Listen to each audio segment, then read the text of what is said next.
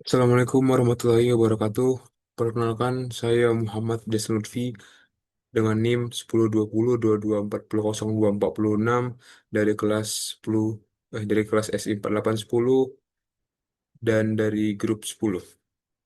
Baik, jadi video ini merupakan video penjelasan tentang ataupun Q&A dari tugas besar mata kuliah Analisis dan Perancangan Sistem Informasi 2025 yang dibimbing oleh dosen Ibu Ibu Fitriani. Di sini saya akan membuat video tentang penjelasan tersebut dan akan membaginya menjadi tiga bagian. Yang pertama ialah sebagai pembuka, saya akan menjelaskan tentang gambaran umum proyek-proyeknya, seperti apa yang kami kerjakan. Yang kedua itu tentang kontribusi dan penjelasan apa saja kontribusi yang saya kerjakan. Yang ketiga itu hubungan dan keterkaitan antara pekerjaan langsung dan fitur-fitur yang saya buat gitu. Baik, tanpa berlama-lama, saya pikir langsung saya share screen ke bagian pertama agar lebih jelas ya. Oh, sudah kelihatan. Hmm, Oke, seperti sudah kelihatan. Oke. Baik, yang pertama ialah apa yang kami kerjakan. Baik, yang kami kerjakan itu yaitu adalah analisis ya berupa perancangan sistem informasi manajemen pelayanan pasien pada klinik Bona Meta Keluarga yang berlokasi di seberang Gapura Telkom University di komplek PPB. PPB ya benar. Nah, jadi di sini saya akan langsung memberikan gambaran umum kenapa kami memilih ini. Dikarenakan ini selain lokasi yang dekat, kami memilih ini dikarenakan ini merupakan klinik ya, jadinya mungkin akan lebih paham tentang alur-alurnya dan juga di sini sesuai dengan hasil interview kami dengan stakeholder Bona Mitra Keluarga, kami mendapati bahwasannya sebelumnya sudah ada sistem terintegrasi di sini yang dinamakan nama sistem itu ASIS. Jadi sistem ASIS tersebut sudah banyak sekali sebenarnya mewakili pekerjaan-pekerjaan yang ada, tapi ada beberapa bagian yang tidak terdigitalisasikan. Maka dari itu, proyek kami ialah untuk mencoba mendigitalisasikan hal-hal yang belum terdigitalisasi oleh sistem ASIS tersebut. Ada apa? Nah, yang pertama, ini bisa dilihat memfasilitasi pendaftaran pasien secara digital itu belum. Terus eh, menyediakan fitur pengisian SOAP digital interaktif atau pengisian hasil pemeriksaan pasien oleh dokter itu masih manual.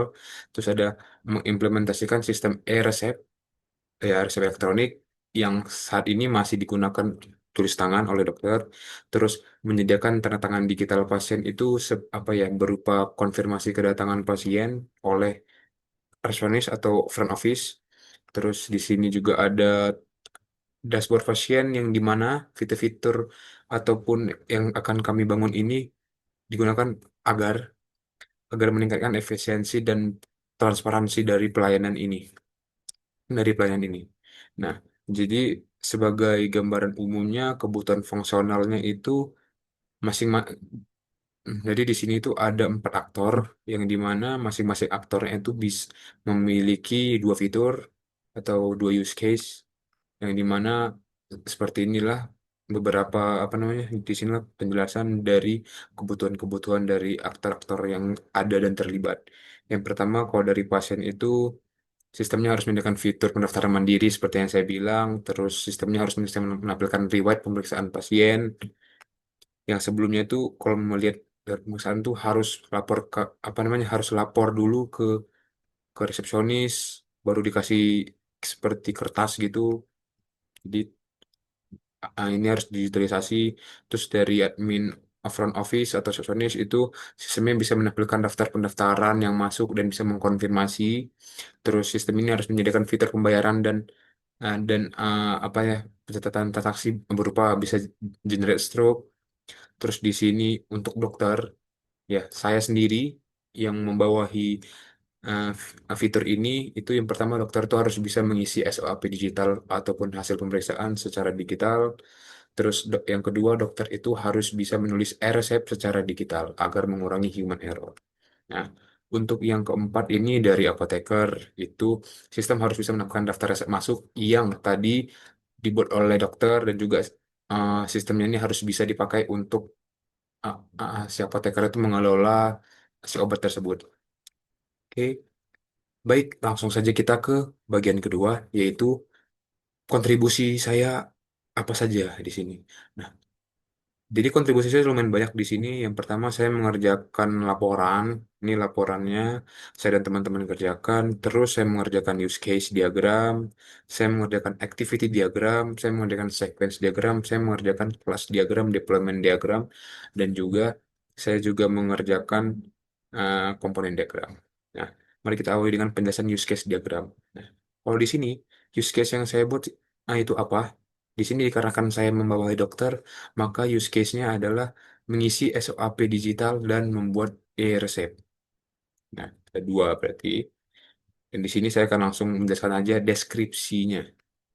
Oke, untuk deskripsi dari mengisi SOAP digital terlebih dahulu, deskripsinya itu seperti berikut. Dokter itu mengisi hasil pemeriksaannya atau catatan pasien yang berupa OAP atau subjektif, objektif, assessment, dan plan.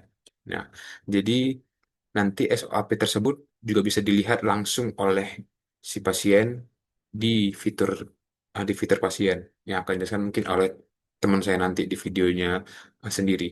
Nah, prakondisinya apa? Prakondisinya itu dokter sudah login ke sistem. Yang kedua, pasiennya sudah dikonfirmasi kedatangannya oleh admin front office kalau dia sudah datang. Yang ketiga, pasiennya itu sudah muncul daftar antrian dokter atau pasiennya sudah di apa deh, pasiennya sudah masuk ke ruangan. Jadi pasca kondisinya adalah data, data SOAP tersebut tersimpan sebagai rekam medis dan juga di sini status pemeriksaan pasien berubah menjadi selesai diperiksa dan datanya dapat digunakan untuk sebagai rujukan pembuatan e-resep bagi dokter itu sendiri. Nah, situasi errornya ada tiga. Yang pertama ialah input SOP-nya tidak lengkap dikarenakan di sini terdapat empat form subjektif, objektif, assessment, dan plan. Jadi apabila ada yang belum lengkap maka dia error, maka dia belum bisa save. Yang kedua, sistemnya gagal menyimpan data bisa dikarenakan tadi belum lengkap ataupun kesalahan sistem. Yang ketiga, koneksinya terputus saat dokter mengirim swab, bisa jadi koneksi internet ataupun yang bersangkutan. Nah, aktornya adalah dokter, pemicunya apa? Pemicunya itulah dokter itu memilih um, pasien dari antar pasien untuk mulai pemeriksaan. Jadi dia ngisi swab setelah dia itu memilih mulai pemeriksaan. Proses standarnya seperti apa? Yang pertama, dokter buka menu antrean, terus dokter menampilkan daftar pasien yang sudah dikonfirmasi kedatangannya, dokter memilih pasien yang akan diperiksa, sistem menampilkan SOP digital, dokter mengisi bagian subjektif, objektif assessment, dan plan, dokter menekan tombol SOP, dan rekam medis sudah tersimpan atau SOP tersimpan di sistem. Alternatifnya apa? Pers alternatif ini untuk alternatif dari yang error tadi, yang error tiga di sini. Yang pertama, apabila inputnya tidak lengkap, maka ya dokternya hanya harus apa ya, hanya harus melengkapi. Jadi di sini sistem kalau udah mendeteksi kolom kosong, maka sistem akan menampilkan pesan supaya dokter bisa melengkapi formnya. Nah, untuk kedua, pembayarannya gagal diproses. Ini ini tuh pembayaran gagal diproses kalau misalnya si pasiennya belum bayar terus memberikan error, data gagal disimpan, dokter mencoba menyimpan ulang atau hal-hal yang bersangkutan tergantung metode pembayaran dari si eh, pasien. Nah, yang ketiga itu koneksi terputus saat dokter mengisi SOP, sistemnya auto save draft terakhir tapi tidak akan langsung save ke submit gitu. Baik, kita lanjut lagi ke use case diagram deskripsinya yang terakhir yaitu adalah buat e-resep yang deskripsinya adalah dokter membuat e-resep ini berdasarkan hasil pemeriksaan setelah berhasil mensubmit SOP. Prakondisinya dokter itu sudah menyelesaikan SOP digital yang pastinya sudah login terus pasiennya itu sedang menunggu sedang menunggu resep. Nah, pasca kondisinya ialah resepnya itu tersimpan dalam sistem dan e-resepnya muncul otomatis oleh sistem ke apoteker. Nah, situasi errornya apa? Obat yang dipilih itu habis. Yang kedua, dokter salah input aturan atau salah dosis. Yang ketiga, sistem gagal menyimpan data. Nah, aktornya siapa? Aktor dokter. Pemicu proses standarnya apa? Ntar, pemicunya apa? Pemicunya adalah dokter memilih resep dikarenakan sudah selesai mengisi form SOAP dan sudah submit. Jadi proses standarnya itu gimana? Yang pertama dokter pembuka halaman pasien sudah diperiksa, memilih memenuhi resep, menampilkan daftar obat. Dia dokter memilih obat, terus sistem menampilkan form detail, ya segala macam. Terus dokter mengisi dosis-dosisnya ada terpakai. Terus dokter dapat menambahkan lebih dari satu obat jika diperlukan dan memang jika pasien memerlukan. Dokter menekan tombol simpan e-resep, sistem menyimpan data e-resep, sistem mengirim resepnya ke apoteker. Automatically, sistem mengubah status pasien menjadi menunggu obat karena sudah selesai pemeriksaan. Nah, proses alternatifnya apa? Obatnya nggak habis, ya, dokter memilih obat yang lain, terus kalau dosisnya tidak pakai, dokter mengisi ulang atau memperbaiki data yang tadi tentang dosisnya itu ulang. Terus kalau sistem gagal menyimpan e-resep, ya dokternya itu mencoba menyimpan ulang sampai bisa. Oke, sekian penjelasan dari use case diagram. Saya akan lanjutkan dengan penjelasan selanjutnya yang saya kerjakan. Ini berupa kebutuhan fungsionalnya banyak sih sebenarnya. Seperti sistem mungkin kalau dijelaskan mungkin bakalan jadi panjang. Jadi saya fokus saja ke ini mungkin activity diagram dari fitur-fitur saya, yaitu pertama SOP digital, dokter membuka daftar pasien hari ini, terus sistem menampilkan daftar pasien statusnya, lalu dokter memilih pasien yang sedang diperiksanya, terus sistem menampilkan form SOAP-nya lengkap, dokter mengisi dari subjektif, objektif, asesmen, dan plan secara berurutan, terus selanjutnya dokter menekan simpan SOAP, dan sistem memvalidasi dulu apakah benar ini si apa strukturnya atau standarnya. Kalau misalnya benar dia lanjut sistem menyimpan data SOAP ke rekam medis. Kalau tidak maka dokternya harus mengisi ulang lagi dari subjektif. Nah, jadi kalau berhasil setelah menyimpan data SOAP-nya, sistem memperbarui status menjadi status saja periksa. Sistem mengirimkan data pemeriksaan ke apoteker untuk persiapan e-resep. Baik, yang untuk yang kedua, di sini dokter membuka daftar pasien yang sudah memiliki SOAP yang sebelumnya itu baru saja disubmit SOAP-nya, terus sistem menampilkan detail pasien dan hasil SOAP terbaru.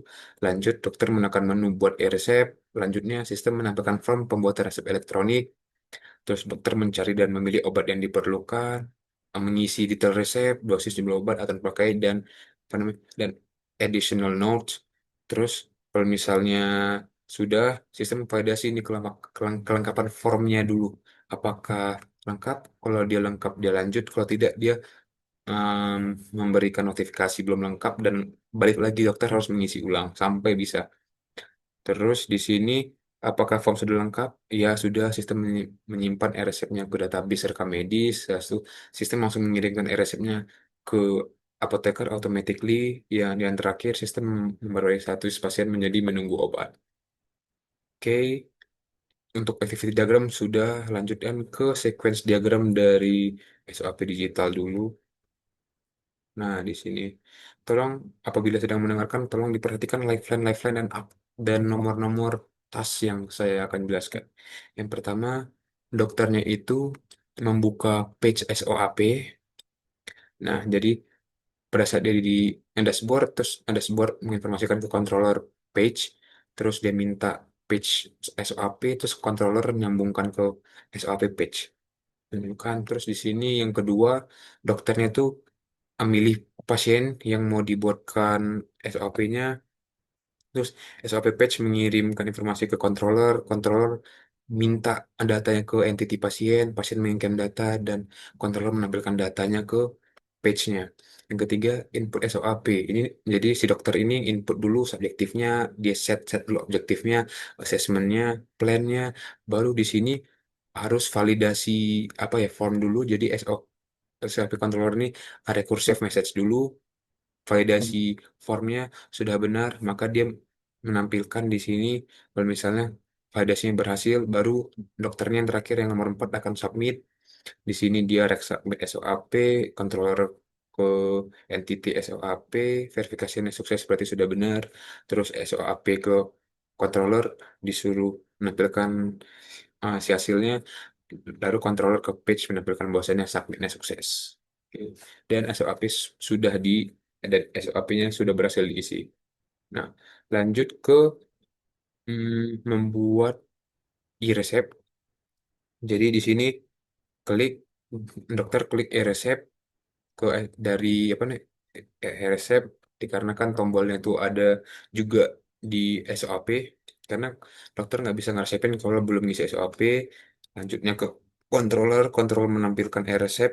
Terus yang kedua dia ngisi dokter yang ngisi resepnya obat, minta obat, dikirim data obatnya, menampilkan obat. Terus di sini dia menambahkan detail-detail, terus validasi apa namanya validasi formnya. Yang ketiga submit si resepnya, text submit, verification sukses, return result submit sukses. Oke, di situ untuk sequence diagram dan ini ada dari kelas diagram. Nah, di sini untuk kelas diagramnya itu ada 7 kelas, yang di mana 7 kelas ini tidak ada satupun komposisi dikarenakan data-data tersebut data-data yang wajib ada di sistem. Jadi tidak ada data-data yang apa ya, tidak ada data yang tercipta gara-gara hubungan di antara belah-belah kelas, tapi memang ada datanya itu memang ah, sistemnya kuat gitu. Jadi dari si pasien ini apa namanya dia jadi saya ngomongin yang saya paham aja. Jadi untuk pasien nih, pasien itu satu pasien itu hanya di satu waktu tuh hanya bisa melakukan satu pengobatan. Jadi dia harus satu pengobatan dulu. Nah, terus dari pasien juga ada ke pasien ke resep. Nah, jadi satu pasien tuh hanya dapat satu lembar AC resep pada saat satu kali kunjungan. Lanjutnya ke dokter kali ya. Jadi dokter ke pengobatan tuh satu atau lebih dokter bisa eh, pengobatan itu bisa dilakukan oleh satu atau lebih dokter. Tuh. Terus di sini dokter ke resep. Nah, jadi satu dokter tuh bisa bisa buat satu satu resep ataupun lebih dari satu resep. Nah, untuk resepnya tadi ke pasien udah dan apoteker. Jadi si apoteker ini bisa ngasih banyak resep. Jadi bisa ngasih satu atau lebih dari resep. Ini untuk admin front office. Admin front office itu bisa membuat satu sampai lebih struk pembayaran. Jadi satu pembayaran juga terkait tentang satu pengobatan. Satu truk hanya untuk satu pengobatan. Ini untuk kelas diagram. Ini untuk komponen diagram. Jadi ini yang dari kelas, komponen, dan deployment ini merupakan hal-hal yang saya pelajarin di apa ya di praktikum dan dari sumber-sumber lain. Nah, jadi untuk di sini ada komponennya ada front end yang terdapat dari login page, pasien dashboard, admin FO dashboard, dokter dashboard, arsitek dan developer panel yang paling lengkap. Nah, di sini untuk page dashboardnya itu sesuai fitur ya. Kayak kalau di saya sih di sini ada dua gitu, ada SOP page dan RSA page. Terus di sini dia terhubung dengan backend-nya itu dengan RESTful API. Di sini backend itu ada manajemen resep, manajemen pasien, manajemen online, ada SOP manajemen dan bayaran. Dan dia terhubung ke database servernya menggunakan ORM. Itu komponen diagram. Untuk deployment diagramnya yang terakhir ya, diagram terakhir. Ini itu ada dari pasien, admin FO, dokter device, dan di sini itu sebenarnya ada dari apoteker ya. Itu asalnya apoteker. Nah, jadi mereka tuh web servernya itu dengan web server klik benefit keluarga itu terhubung dengan HTTPS yang dimana komponennya itu adalah yo front endnya adalah Laravel Framework PHP 8 plus. Nah, jadi untuk web servernya ke aplikasi server itu terhubung dengan REST API. Nah, di sini ada komponen-komponennya dan untuk aplikasi servernya itu terhubung dengan database utamanya langsung dengan Eloquent ORM. Oke, sekian penjelasan dari bagian 2. Kita masuk ke bagian nomor 3, yaitu ialah hubungan realitas pekerjaan di klinik dengan fitur-fitur yang saya buat. Nah, jadi seperti yang saya bilang, kita ke use case dulu biar lebih enak dilihatnya. Jadi seperti yang saya bilang, ini tuh yang fitur-fitur yang saya buat tuh merupakan fitur-fitur yang didigitalisasikan dari pekerjaan-pekerjaan ataupun dari hal-hal kewajiban dari aktor di real life. Jadi seperti dokter harus mengisi SOAP digital. Nah, itu tuh dia memang eh, karena sebelumnya pakai kertas, jadi dibikin foam gitu, agar pasien juga bisa lihat langsung. Nah, yang kedua ini dokter juga bisa buat e-resep yang sebelumnya pakai kertas terus diantar perawat ke apoteker, tapi sekarang bisa langsung pakai apa namanya? Bisa langsung pakai sistemnya aja. Jadi setelah dokter submit langsung. Sehingga coba kita bayangkan pada saat di kliniknya sedang ramai, pendigitalisasian seperti ini akan membuat proses bisnis di klinik itu menjadi lebih efisien dan lebih cepat dan lebih minim apa minim minim error. Nah, dan untuk hubungan-hubungannya, terutama kalau buat e-resep ini, hubungannya dengan yang nih bagian farmasi atau bagian apoteker dengan konfirmasi dan penyaluran obat. Karena ntar di sini sama seperti di kliniknya juga, jadi pada saat perawat yang ngasih e-resep ke apoteker apa ngasih resep, ya baru apoteker yang bisa ngasih apa bisa ngasih obat-obat sesuai resep dokter. Nah, kalau SOP digital ini berhubungannya dengan yang pada saat kalau di real life-nya itu SOP-nya itu hanya bisa dilihat pada saat si pasien datang ke tempat dan mengisi jadwal mau lihat gitu, mau lihat si eh, apa namanya si hasil rekam medisnya. Tapi kalau sekarang ini karena udah digital, jadi si pasien tuh bisa lihat nih, bisa lihat SOP digital di menu riwayat pemeriksaan. Oke, jadi sekian untuk pembagian tiga tentang keterkaitan, dan dengan berakhir pembagian ketiga, berakhir juga lah penjelasan saya pada video kali ini. Semoga penjelasan saya bisa dimengerti dan semoga jelas terdengar. Apabila masih terdapat banyak kesalahan, saya mohon maaf, dan apabila ada kritikan dan saran, tolong diberi tolong diberitahukan. Saya Muhammad Jalan Lutfi, pamit undur diri. Assalamualaikum warahmatullahi wabarakatuh.